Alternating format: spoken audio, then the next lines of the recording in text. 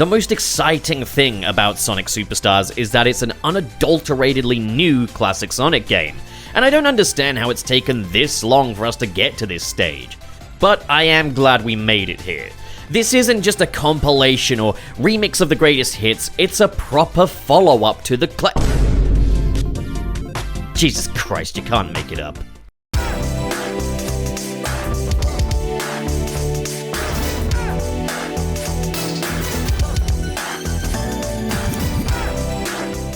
Hi, what's up? I'm Channel Pup, the mascot for the level-headed fanboy. And since Gamescom, we've got a lot to talk about regarding Sonic. Now, if you've been keeping an eye on the channel lately, you probably noticed I don't really do news videos very often anymore, but this is pretty substantial, and it's probably going to be a little while until the next sort of, I guess, main video on my channel, if you like. As my new style of videos does take a lot longer to make, so I guess it can't hurt to report a little Sonic news and give my takes. So today we're going to be talking about Sonic Origins Plus, Sonic Frontiers, and Sonic Superstars, and all the new stuff that is coming to those games, including myself. Mamma mia! You made it this far into the video and you still haven't subscribed? What in the name of spaghetti and meatballs is this all about? You boy, why you not subscribe to the channel, Pup, yeah? And click at the link in the Patreon in the description below, or I'll fucking kill you, boy. Don't fucking test me. That's so unspicy meatball. Yes, it is. So Gamescom was an eventful event for Sonic fans this year, maybe even more so than last year, which is crazy considering last year we got our big mainline Sonic game, but this year in a lot of ways feels even bigger, as we're not only getting Sonic Superstars, which is a brand new classic Sonic title, we're getting some pretty substantial and literally game-changing updates for Sonic Frontiers, and not only that, we've had new content for Sonic Origins, a new season of Sonic Prime, and if the stars align, maybe we'll be getting that Knuckles TV series this year. If Sega can pull this off, we'll be getting two really great, really exciting years for Sonic on the jump, and that's just terrific. So, before we dive into the Gamescom news, I wanted to quickly discuss Sonic Origins Plus, as we do have our first patch since the Sonic Origins Plus release, and while it mainly just consists of bug fixes, some of which are really important, we do have some notable quality of life improvements as well, and that's what I want to focus on more than just the bug fixes. You can talk about the bug fixes in your own video, get off my back. The mascot for the defensive fanboy. Most notably impacted by this new patch are the selection of Game Gear titles, which now better fill up the screen space. Emphasis on better, they still don't fit the screen space perfectly, which is kind of a great metaphor for just what this game and every improvement that comes to it is. Yeah, it's better. Still not quite there though. But I mean, it looks a lot less unsightly now, so thanks for that. And now for those Game Gear titles, you can also toggle the audio to mono as well, meaning no more of that weird echoey sound. It's all nice and crisp now, just as you remembered it. There are a few improvements to Amy's gameplay as well. Her Hammer Rush is now able to scale loop-de-loops and sharp inclines, proving that what I thought may have been a deliberate limitation was actually just a big oopsie on Sega's part. Their quality assurance team really need to up their game. Just everyone needs to up their game when it comes to Sonic Origins. And her super form now leaves after images when she runs, as stated in the patch notes, thus proving that no, it wasn't a mistake calling the secondary form the super form. When Amy gets the Super Emeralds, she can become Super Amy. But when she has all of the Chaos Emeralds, she's just, I don't know, Chaos Power Amy or something? Which would make her not only the only female character in this game, but also the only character to not get a Hyper form. But with the Plus update, they did at least remove Hyper Tails. So there you go, right? All that just to avoid giving a woman a hyperform. Damn, that's... yikes, Sega. But I do like Super Amy's after images, thank you for that. Just give Tails back his hyper name and give Amy a hyper name.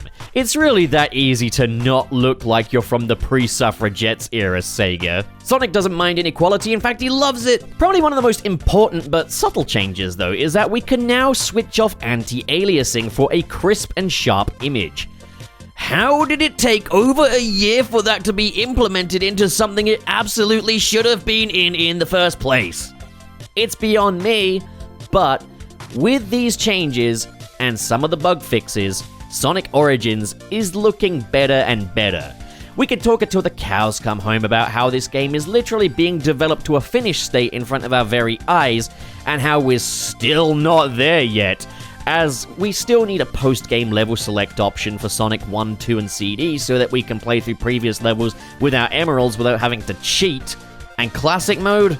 You might as well just admit defeat and remove that. And while they're at it, officially relist the previous versions of these games. And you know what? Make them free just for being an asshole about it. Yes, Sonic Origins still has a long way to go before I can say it's reached the full potential that it laid out for itself. That's discounting the additional ideas that I'd love to see that I think would make up its full potential. No, it's still not quite living up to the potential that it itself set out. But I do want to make my own opinions on Sonic Origins clear though, as there are still some dummies out there under the impression that I hate this game. I don't. I appreciate that we have 16:9 remasters of the original 4 Sonic games, and that alone makes it my go-to version for these games. I myself am glad to own Sonic Origins and enjoy the game. But that doesn't mean I need to just discount the areas where it falls short, otherwise, it looks like I don't hate egregious technical issues, in fact I love them. Moving on. I didn't think we'd get our first look at Sonic Frontiers Update 3 this soon, but we have a CGI teaser for the 3rd update, teasing that new story, and I do want to attempt to clear up some confusion surrounding how this new story DLC will work. And I might be wrong, but this is what I think is happening. This is an educated estimate. Over on everyone's favorite erotic video website, X.com, Morio Kishimoto confirmed that the team were revamping the boss fights against the Supreme Titan, as well as the end, which is a damn good thing because that game really needs a better finale.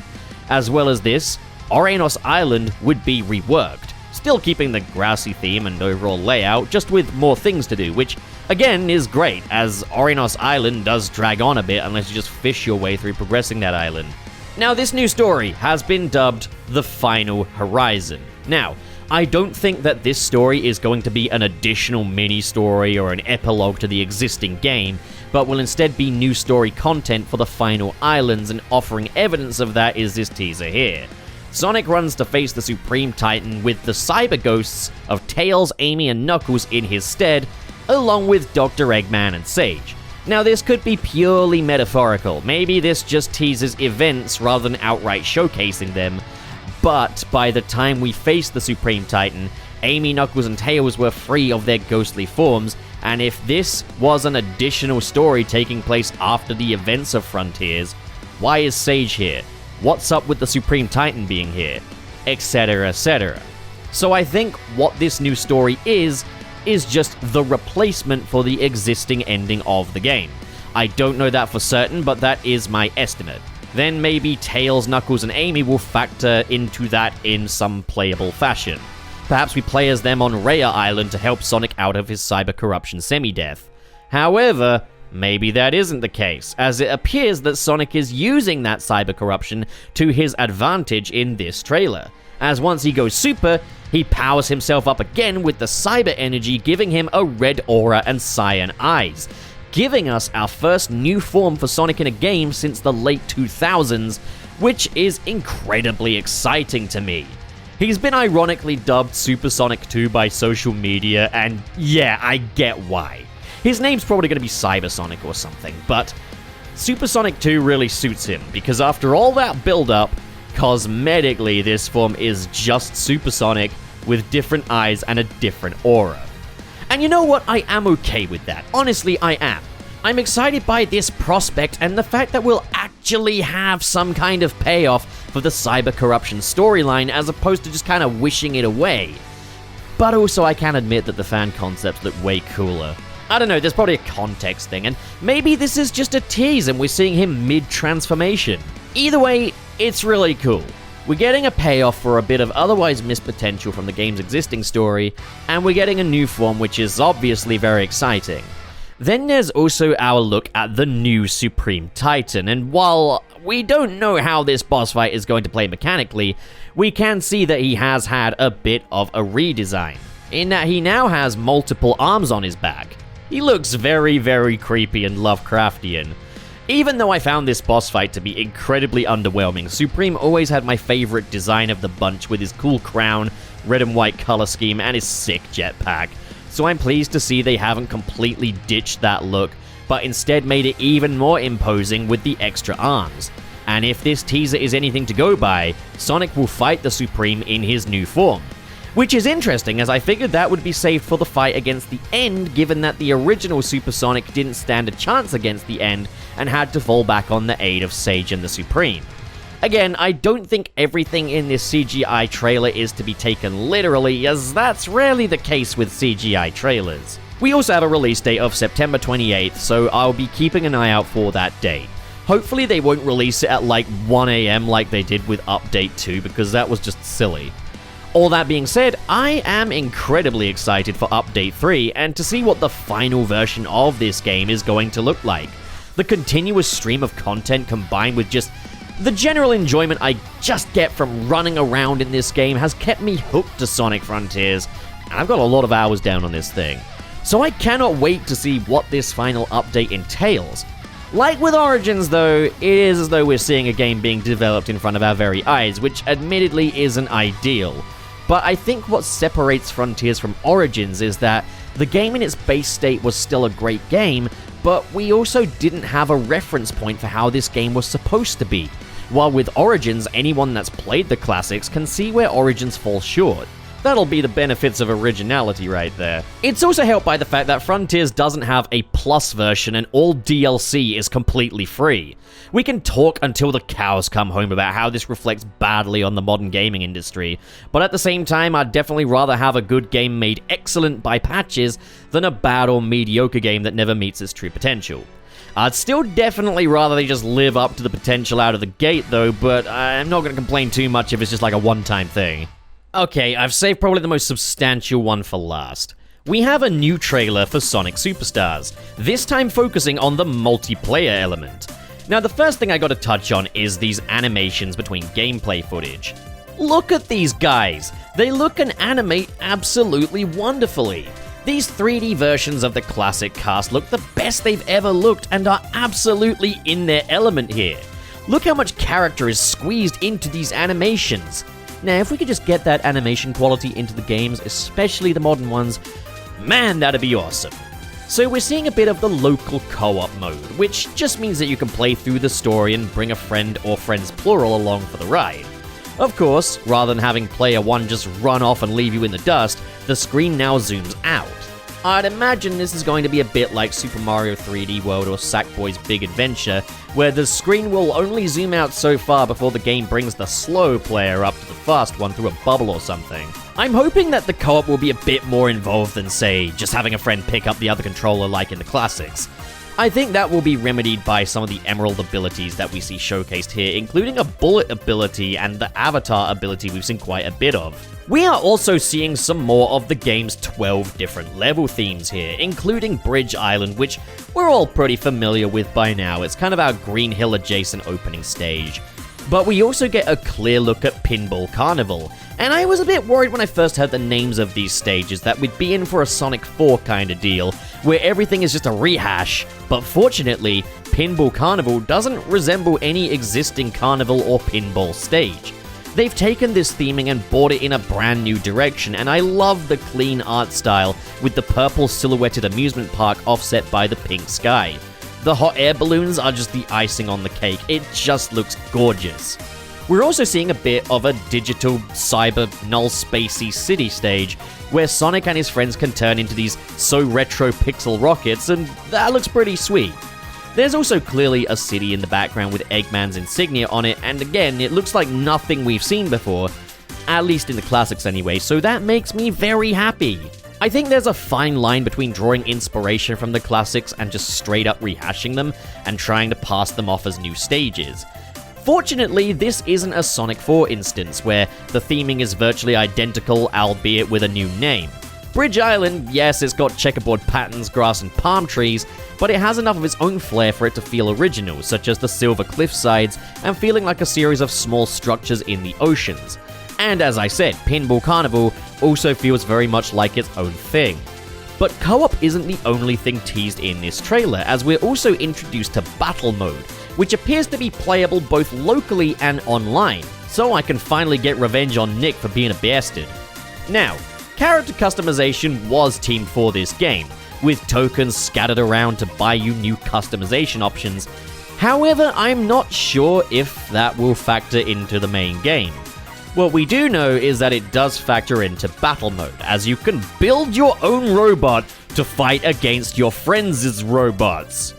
Which was actually a feature in Sonic Boom Fire and Ice, but I'm fully aware you people refuse to give that iteration of the character credit for anything it did that you specifically asked for, so we're just gonna sweep it under the rug.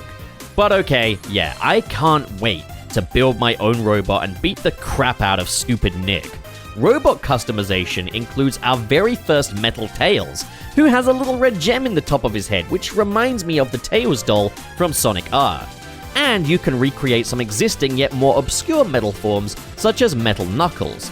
Inevitably, Metal Sonic will be a part of this, but we've also got robot clowns and pumpkins, and yeah, it looks like you can not only mix and match, but just make a robot that represents you.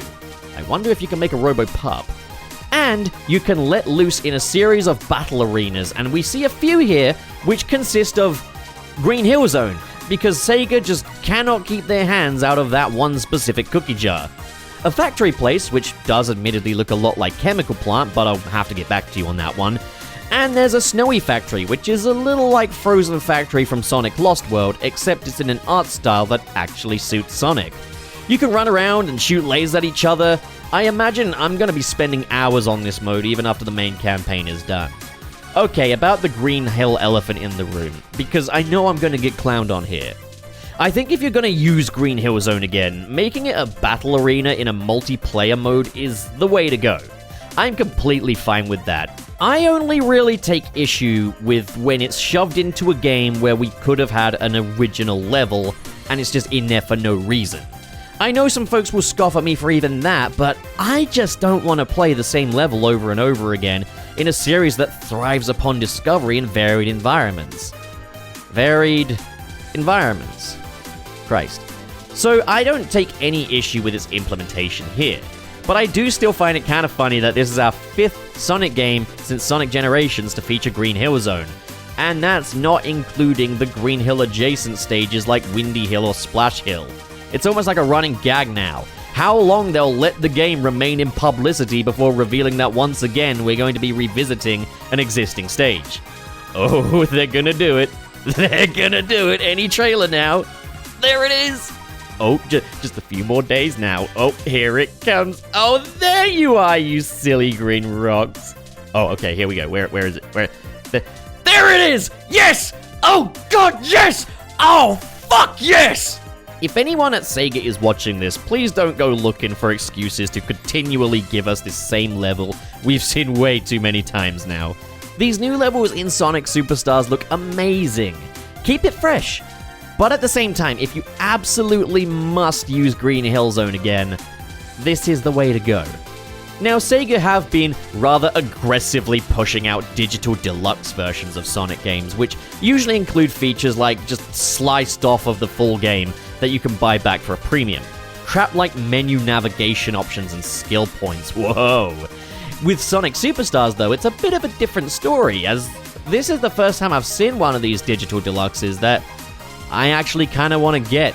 I say that like I didn't buy the digital deluxe of both Sonic Colors Ultimate and Sonic Origins. Look, I feel like because I'm a YouTuber, I'm duty bound to like cover the full thing, so it like makes sense to get the digital deluxe. We can write those off on taxes. There's still some fairly lame stuff, such as bonus menu wallpapers. I mean, am I really gonna pay extra for something that affects a menu? But digital art books and mini soundtracks, that's okay, I guess. Nothing that can't be found on Google, but it's not a terrible addition by any stretch. But here's where it gets good. We've got the LEGO Fun Pack, which gives us LEGO skins for Tails, Knuckles, and Amy. I'm guessing that LEGO Sonic is just in the game as is, and we know that LEGO Eggman is a pre-order bonus, so maybe there is still customization for the main story after all. Given that the LEGOs are based on their modern designs though, there you go, whiners, you got your 2D modern Sonic game. I don't understand that debate at all. Having modern games be strictly 3D and classic games be strictly 2D is a great business model that caters to everyone. So Sega, get rid of the 2D in the modern games for Christ's sake. Now here's where it goes from good to balls up the walls amazing! So, in the very early stages of Sonic the Hedgehog 1's development, Sega's mascot wasn't going to be a blue hedgehog, instead a grey rabbit named Feels the Rabbit. Well, Feels the Rabbit will be playable in the digital deluxe edition of Sonic Superstars as a skin. I'm guessing that he replaces Sonic. It's like peering into another timeline where Sega actually just went with Feels as their mascot. And he's had a very smooth transition to a 3D art style. He looks lovely. I noticed they've omitted the name Feels though and just called him Rabbit, which is interesting. Now that I think about it though, maybe he's hiding his identity. Maybe he doesn't want his name out there because he is the father of cream. And finally, we have exclusive mech parts for battle mode. And as we can see here, Mecha Sonic Mark 1 from Sonic 2 will be playable in battle mode, which is wonderful. As lately, Sega have generally been trying to keep the just Metal Sonic as the main Sonic bot because streamlining and all that. Yet here we've got Mecha Sonic Mark 1 and he looks excellent. It looks like battle mode is really going to be embracing the history of Sonic and Friends Robo counterparts. Oh, yeah, speaking of that, okay, no, Sonic and Friends, that's a thing too. It's a new TikTok entertainment thing with very cutesy chibi versions of Sonic, and that makes sense because you start to worship a brand when you're a little child, and, you know, tailoring that to the children is a good way to go. But I don't really care about this, it's cute, isn't it? Alright guys, that about wraps things up on this video today, but if you do want to hear more in-depth thoughts and just more general whining about Sonic, you can check out the Sunset City podcast, a podcast I do with my friends where we milk the teat of Sonic news as dry as we can for excuses to argue with each other. Or something. I fucking hate Sunset City. But what do you guys think about all of this Sonic stuff? Comment below, discuss, and as always, if you enjoyed this video and you want to support more like it, be sure to hit subscribe, hit the like button, and in the description below is a link to the Linktree which will take you to the Patreon, where for as little as $1 a month, you can get your name in the credits of these videos. And if you're in the $10 and above tier, you can get a super special shout out at a very high decibel. For example, Glad Goku! Sharif Pie! Dear Denny! Kale Bennett! That Jordo! King K from Warheads! Legendary Ray Ray! Is Sonic Team making you blue? Dimps leaving you dumped? Big Red Button giving you a big red headache? Try Sonic the Chronic! Sergio! Sirs the Skeptic! The previous person is selling pictures of their weenus! I wouldn't put it past him, actually. And for the patrons in the $5 and above tier, we have SSS06, Dazzle Fizzle, and Vera Wild. And if all that doesn't convince you to support me on Patreon, what if I told you I'd just be really, really, really grateful and it would help me pay rent? I ain't too proud to beg. So, all of you at home, thank you so much for watching, and have a great day.